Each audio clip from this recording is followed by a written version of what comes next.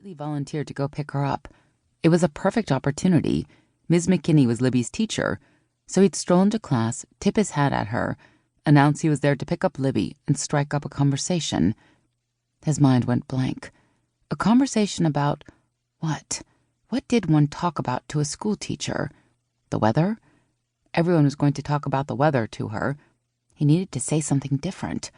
Maybe something about school. But he didn't have children that went to the school. Maybe Christmas? Surely he'd think of something. He wiped his brow, sucked in a deep breath, and got out of the truck. Most of the parents at Painted Barrel Elementary knew the drill for picking up their children. Amy took the ones who rode the bus out to the bus driver's line in front of the principal's office. She quickly counted heads, and then went back to her classroom, where the other children waited with their backpacks for their parents to pick them up. Picking up their child in the classroom instead of outside was better all around, Amy figured, since it was cold and snowy in Wyoming in December, and little hands needed gloves, and those were the first things her students tended to lose. Plus, it gave Amy a good chance to talk to the parents, to pass along notes about behavior, and to make sure everything was going well. With a small class of 12 students, she could do such a thing. It was one of the main reasons she'd moved out to Painted Barrel and accepted the low-paying teaching job, instead of taking a far more lucrative one in a big city. She really wanted to connect with her students. She really wanted the opportunity to influence her kids and watch them grow. She wanted to be a teacher they remembered. Plus, she was starting over. Her life, her career, everything.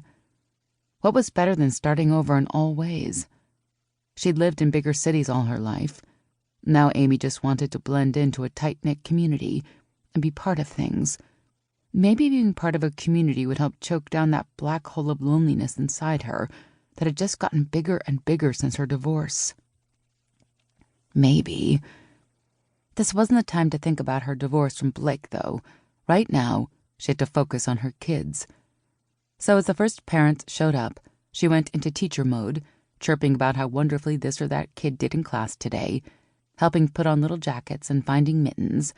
More parents showed up, and then her classroom was an absolute cluster of people bundling small children in warm outdoor gear, and so she got her clipboard and checked off names and parents, while one of the PTA moms chattered in her ear about the upcoming school Christmas carnival.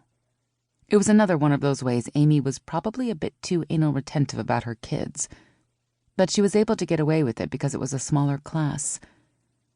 She carefully kept track of who picked up who every day, and then kept a logbook in her desk. Safety was important. As parents left with their children and the room started to clear out, she tried to focus on the woman talking nonstop in her ear. She kept an eye on the children left in the classroom as Linda talked about Santa's workshop and the plans to give each child a small present from the teachers. "Don't you think that's a good idea?" Linda asked as Amy gazed at the empty rows of desks in her classroom. "Great," Amy enthused, noting that she was down to 2 students. One was Billy Archer, whose mom worked a bit later on certain days, so it was to be expected. The other was Libby Watson, though, and usually her enormous bear of a father was here right on time. That was unusual.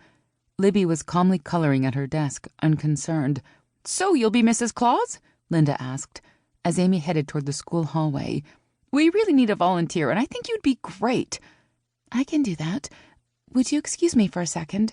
I just want to make sure I didn't miss someone." Tucking her clipboard under her arm, Amy headed out into the hall and looked around. Occasionally a parent would get distracted by their phone and wander into the wrong classroom, so it was worth checking. She peered down the hall and didn't see anyone, then turned around, and nearly ran into a large bearded man with a cowboy hat in his hands. Amy bit back a yelp of surprise, hating that she'd jumped up, startled. Her hand went to her chest where her heart was hammering. "Oh, freaking heck! You startled me!" The man clutching his hat flushed a deep red. "Sorry," he mumbled. She bit her lip because she'd almost cussed a blue streak, and right in the middle of an elementary school filled with students and parents. Trying to compose herself, she smoothed a hand down her skirt. "Can I help you find a classroom?" The man opened his mouth. "Libby," he managed to croak out after a moment. She waited. When he didn't say anything else, she tried to fill in the blanks. "Are you saying you're here to pick up Libby? Mr. Watson didn't leave me a message." "He's lame." Amy blinked. "What?" The man